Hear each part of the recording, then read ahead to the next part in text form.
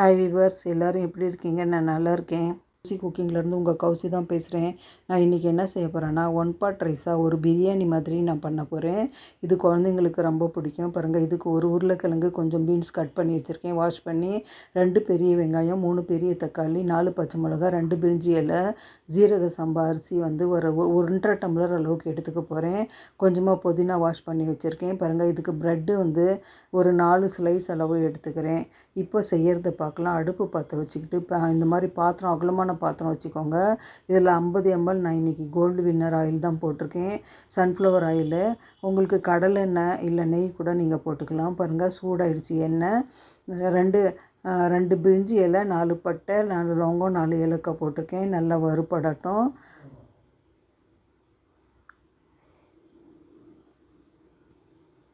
பாருங்கள், நல்லா வறுபட்டுடுச்சு. இப்போ நீட்டு வாக்கில் கட் பண்ண வெங்காயம் வந்து நம்ம போட்டு நல்லா வதக்கிக்கலாம். கொஞ்சம் நல்லா கோல்டன் ப்ரௌனாக வதங்கட்டும். பாருங்கள், இது கூட 4 பச்சை மிளகா வந்து நான் போட்டுக்கிறேன். உங்கள் காரத்துக்கு நீங்கள் பச்சை மிளகா போட்டுக்கோங்க. பச்சை மிளகா கொஞ்சமாக கோடு போட்டுக்கோங்க, இல்லைன்னா வெடிச்சிடும். பாருங்கள், இந்த அளவுக்கு கொஞ்சமாக மசிஞ்சிருக்கு வெங்காயம். இன்னும் கொஞ்சம் கலர் சேஞ்ச் ஆகட்டும்.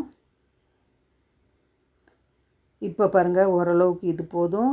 இப்போ இஞ்சி பூண்டு பேஸ்ட் வந்து நான் சின்ன ஸ்பூன் எடுத்திருக்கேன், அதில் 5 ஸ்பூன் போட்டுக்கிறேன். கொஞ்சமாக போட்டால் போதும் இஞ்சி பூண்டு. பெரிய ஸ்பூனாக எடுத்திங்கன்னா ஒரு 3 ஸ்பூன் அளவுக்கு போட்டுக்கோங்க. பாருங்கள், நல்லாவே கலந்துடுங்க வாசனை வர வரைக்கும்.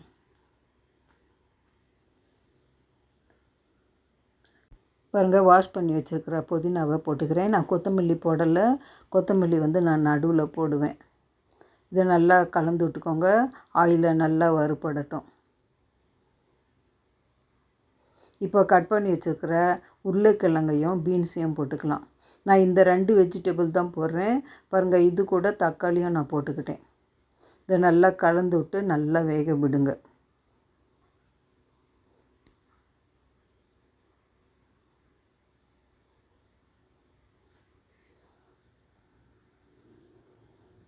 இப்போ இதுக்கு மசாலா வந்து தேவைக்கு உப்பு எடுத்திருக்கேன், 1 ஸ்பூன் மல்லித்தூள் எடுத்திருக்கேன், 1 ஸ்பூன் மிளகாத்தூள் எடுத்துக்கிறேன். உங்கள் காரத்துக்கு நீங்கள் மிளகாத்தூளும் பச்சை மிளகாவும் போட்டுக்கோங்க. நல்லா கலந்து விட்டுக்கலாம். குழந்தைங்க சாப்பிட்றதா இருந்தால் கொஞ்சம் குறைச்சி போட்டுக்கோங்க. பாருங்கள், நல்லா கலந்து விட்டு நம்ம உப்பு கூட கொஞ்சம் போட்டோம், அப்புறம் நம்ம கடைசியாக செக் பண்ணி போட்டுக்கலாம்.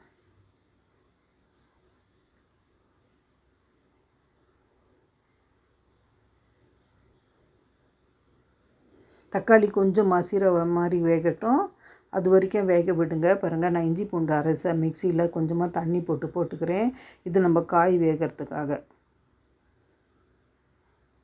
நல்லா கலந்து விட்டு மூடி போட்டு வச்சிடலாம் ஒரு 5 மினிட்ஸு. அது வரைக்கும் நான் வந்து மீல் மேக்கர் எடுத்திருக்கேன். மீல் மேக்கர் வெதுவெதுப்பான தண்ணியில் வந்து நான் கொஞ்சமாக ஒரு கைப்பிடி அளவுக்கு ஊற போட்டு வச்சுருக்கேன்.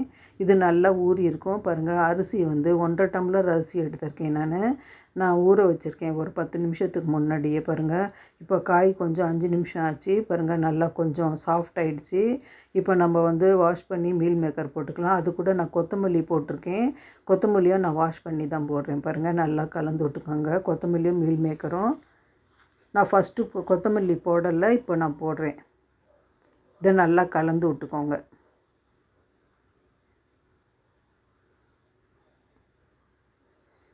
இப்போ மறுபடியும் மூடி வச்சுடுங்க. அது கொஞ்சம் நேரம் வேகட்டும் நல்லா.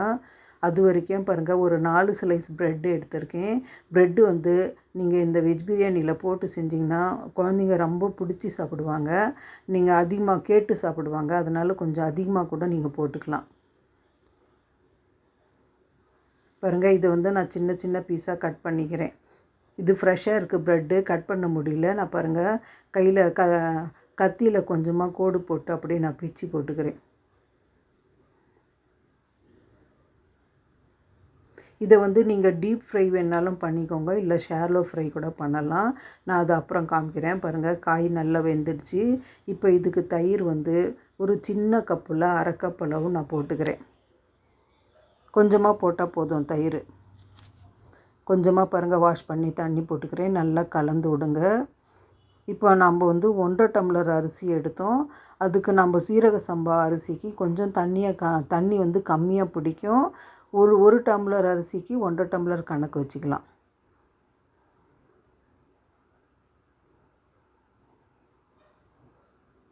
பாருங்கள், நான் வந்து 1.5 டம்ளர் எடுத்ததால் 3 டம்ளர் அளவுக்கு தண்ணி போட்டுக்கிறேன்.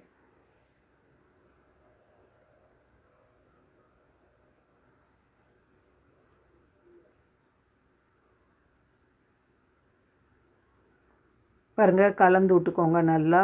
இப்போ ஊற வச்சுருக்கிற அரிசியை தண்ணி வடிச்சிட்டு, இப்போ நம்ம வந்து கொதி வரலன்னா பரவாயில்ல, நம்ம போட்டுக்கலாம். தண்ணி வடிச்சிட்டு போட்டுக்கோங்க. இப்போ இந்த ஸ்டேஜில் உங்களுக்கு கேசரி கலர் வேணும்னா ஒரு 2 பிஞ்சு போடலாம். அப்படி வேணான்னா நீங்கள் அப்படியே செய்யலாம். நான் கொஞ்சமாக ஒரு 2 பிஞ்ச் அளவுக்கு கேசரி பவுடர் போட்டிருக்கேன். இப்போ நம்ம ப்ரெட்டு வந்து கட் பண்ணி வச்சுருந்தோம் இல்லையா, அதை வந்து நம்ம வந்து வறுத்து எடுத்துக்கலாம். நான் இன்றைக்கி பொரிக்கல எண்ணெயில், நான் ஷாலோ ஃப்ரை மாதிரி நான் தோசை தவாவில் ஒரு 3 ஸ்பூன் எண்ணெய் போட்டு அதுலேயே ஃப்ளேம் குறைச்சி வச்சு அதுலேயே வந்து நல்லா கிறிஸ்பியாக பண்ண போகிறேன்.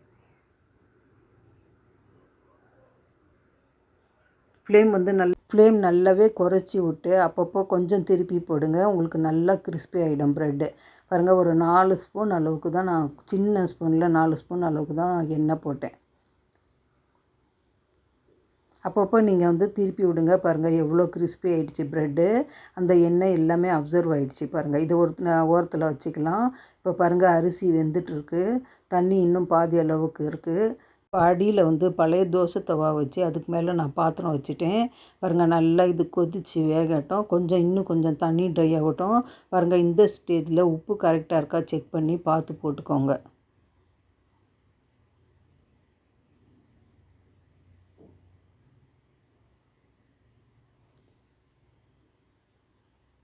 பாருங்கள், எனக்கு கொஞ்சம் தான் பத்தலை உப்பு. நான் நடுவில் கொஞ்சம் உப்பு போட்டேன், அது வீடியோவில் வெளில.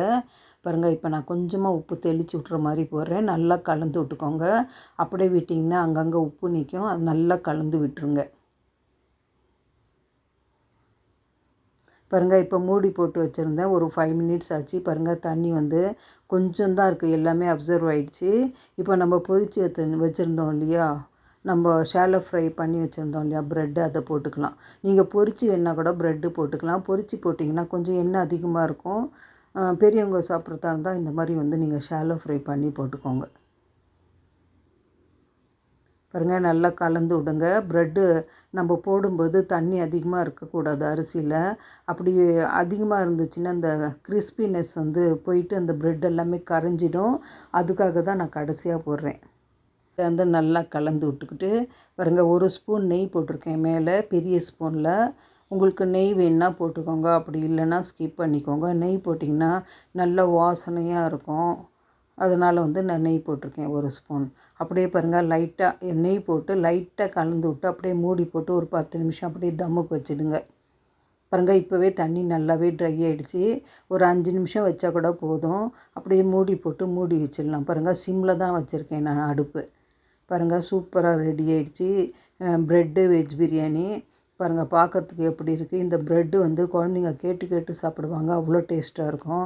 இந்த மாதிரி நீங்களும் செஞ்சு பாருங்கள். என் சமையல் பிடிச்சிருந்தா கௌசி குக்கிங் சேனலுக்கு லைக் பண்ணுங்கள்.